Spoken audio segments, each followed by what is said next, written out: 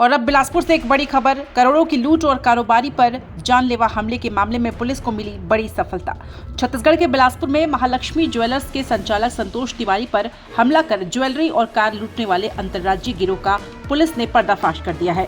वरिष्ठ अधिकारियों के निर्देशन में तकनीकी और लोकल इनपुट के आधार पर कार्रवाई करते हुए पुलिस टीम ने उत्तर प्रदेश के मिर्जापुर से 4 मुख्य आरोपियों को गिरफ्तार किया। अब तक कुल 7 आरोपी सलाखों के पीछे पहुंच चुके हैं। सबसे बड़ी बात, लूट की 100% मशरूका बरामद की गई है। 5,33,000 रुपए नकद, देशी कट्टा, कारतूस, 6 धारदार चाकू, 6 मोबाइल और 3 4 पहिया वाहन जब्त किए गए हैं। पूछताछ में हुआ बड़ा खुलासा। प्रॉपर्टी विवाद के चलते कारोबारी बंधु मौर्य की हत्या की साजिश रची गई थी। 18 दिसंबर 2025 को हत्या का प्रयास भी हुआ, लेकिन नाकाम रहा। साथ ही होटल कारोबारी से लूट और सदर बाजार के ज्वेलर्स में सेंधमारी की योजना भी सामने आई है। रेंज आईजी और एसएसपी ने पूरी टीम की सराहना करते हुए नगद इनाम की घोषणा की है। बिलासपुर पुलिस की इस कार्रवाई ने साफ संदेश दे दिया है, अपराध चाहे जितना बड़ा हो, कानून का शिकंजा उससे बड़ा है। देखिए, आप सभी को पता है कि महालक्ष्मी ज्वेलर्स में एक बड़ी ज्वेलर्स के संचालक के साथ बड़ी लूट की घटना हुई थी।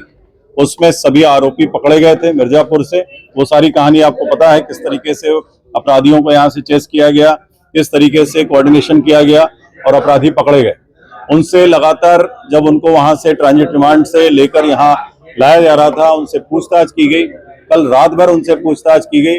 पूछताछ में नए तथ्यों का खुलासा हुआ, जिसमें कि विनोद उर्फ बिन्नू प्रजापति, जो कि अंबिकापुर का रहने वाला है, विजय लांबा की गैंग के साथ वो रह रहा था। उसके द्वारा ये खुलासा किया गया कि करीब 2-2.5 महीने पहले एक साजिश की गई थी, जिसमें कि नारद उर्फ सुमित श्रीवास, जो कि बिलासपुर का रहने वाला है, उसके द्वारा एक राजू सोनकर, जो यहाँ का नारियल व्यापारी है, राजू सोनकर से मिलकर राजू सोनकर ने अपने प्रतिद्वंदी या अपने दुश्मन जिसको बोल लीजिए, उसके सुपारी इन अपराधियों को दी थी। राजू सोनकर का विवाद एक बंधु मौर्य हैं, पार्षद हैं, उनके साथ था किसी कॉम्प्लेक्स के रास्ते को लेकर, और काफी विवाद चल रहा था पिछले 6 महीने से। और उसमें जब हमने जैसी ये तथ्य का खुलासा हुआ, हमने बंधु मौर्य को तलब किया सरकंडा थाने में। उनसे पूछा इस संबंध में, बोला तो उन्होंने बोला कि यस सर, मैं भी आने वाला था। ये जो अपराधियों की फोटो है अखबारों में आई है, उसमें भी हमने देखा तो मुझे पुरानी घटना जो मेरे साथ दिसंबर में घटित हुई थी, हमने जो विनोद और बिन्नू प्रजापति ने जो बताया, उन तथ्यों के बारे में बताया कि ये लोग आपकी सुपारी लिए हुए थे। क्या ऐसी कोई राजू सोनकर के साथ कोई कहा सुनी है क्या, या कोई दुश्मनी है क्या? तो बंधु मौर्य ने बताया कि यस सर, राजू सोनकर लगातार मुझे धमकी दे रहा था। 13 दिसंबर की बात है, 13 दिसंबर 2025। 13 दिसंबर को उनके लड़के के पास फोन आया, एक जो नारद श्रीवास है उसी के दोस्त का, कि तुम दोनों बाप बेटे शहर छोड़ दो, अन्यथा तुम्हारे साथ कोई भी अनहोनी हो सकती है। और इसके पहले भी राजू सोनकर के साथ विवाद में राजू सोनकर ने उससे कहा था कि तेरे को मैं रास्ते से हटा दूंगा, अन्यथा तू हट जा यहाँ से।